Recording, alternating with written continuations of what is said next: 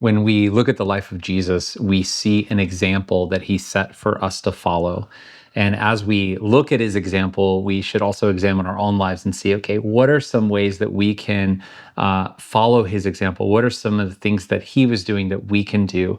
And there's a simple discipleship tool called the Up in and Out Triangle that I want to share with you that will be a helpful tool for you, for your community, and for those that you're discipling. And read with me just real quick. We're going to look at Luke chapter 6. So in Luke 6, verses 12 through 19, it says, "It was at this time that he, being Jesus, went off to the mountain to pray.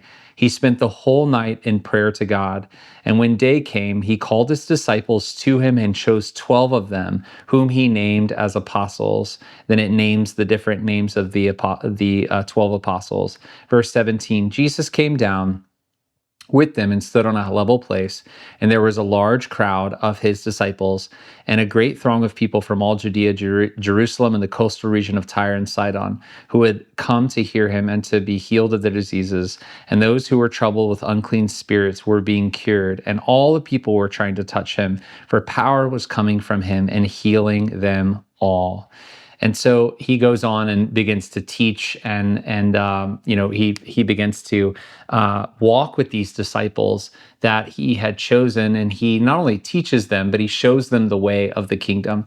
And in this story, we see the example of Jesus, and many others have taught me this. Some of my mentors and people that discipled me over the years have shown this to me. But it begins with Jesus going up on the mountain to pray. And this up represents our relationship to the Father, that we connect with him, we relate to him, we spend time in prayer, in worship, not only alone, also we do this with others. But we see Jesus, he went up on the mountain alone to pray, and then he came down from the mountain, and then he called to himself a spiritual family that he would do life with. And, we know that in Nazareth, he was rejected by his physical family and his friends, people that he had grown up with. He was driven out of the city, in fact. And so when he goes up on the mountain, he's seeking God, and God shows him, the Father shows him, who to call to himself. And so after he comes down, he goes in to relationship with these disciples that he calls to himself.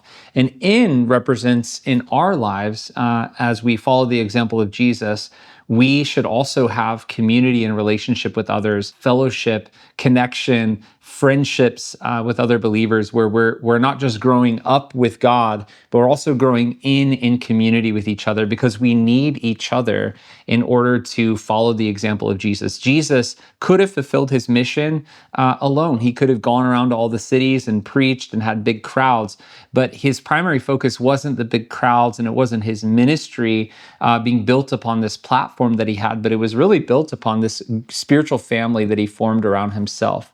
But after he went up on the mountain and then formed the spiritual family, they went out. And immediately you see him modeling this to where we see the disciples. They came together in spiritual community and spiritual family, but they didn't just stay there. They would go from that place of family and they would go out and demonstrate the kingdom. And so we see in the story, he goes up on the mountain, calls his spiritual family together, and then together they go out, and you see them healing the sick, preaching the good news of the gospel of the kingdom. And basically, these three things are a template for our lives. And I like to think of it as a great way to look at this, is to see it as a mirror.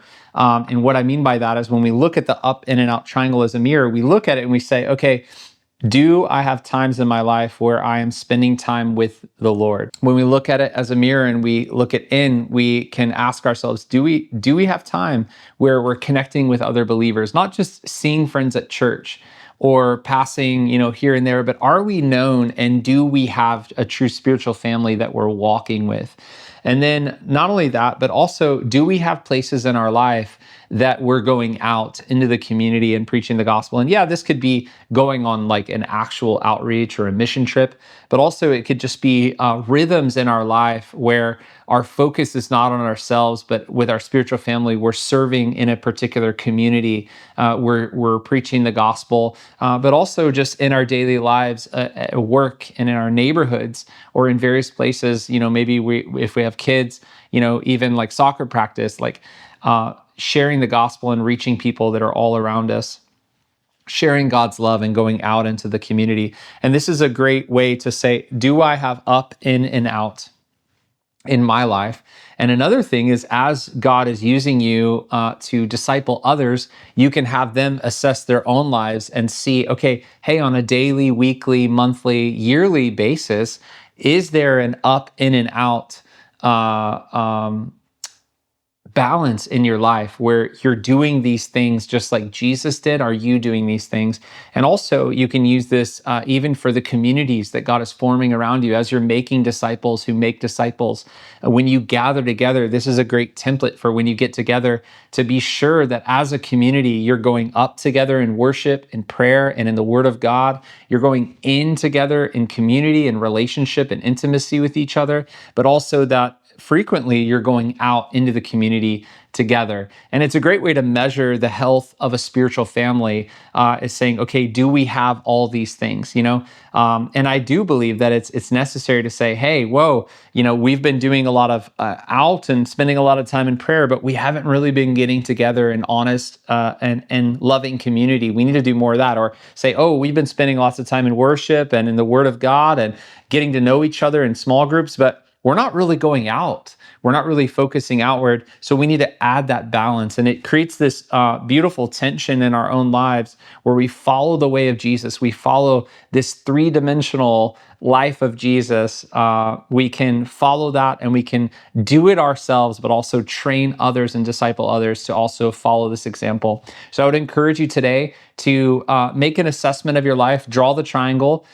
Where do you have up, in, and out in your life currently? And also, I would encourage you to train another person today or this week in the up, in, and out triangle and help them assess their own life. Start out with Luke chapter 6, verses 12 through 19, show them the triangle, and then you can just ask them about each area of their life and see if they have that. If they don't have a strong up or in or out, help them think about and process how in the next few days they can incorporate that more into their life. So I pray that this discipleship tool that others taught me, that now I'm teaching you, that it would encourage you and that you would continue in your journey of making disciples who will make disciples as you go on in the harvest and you preach the good news. Too many days in the dark.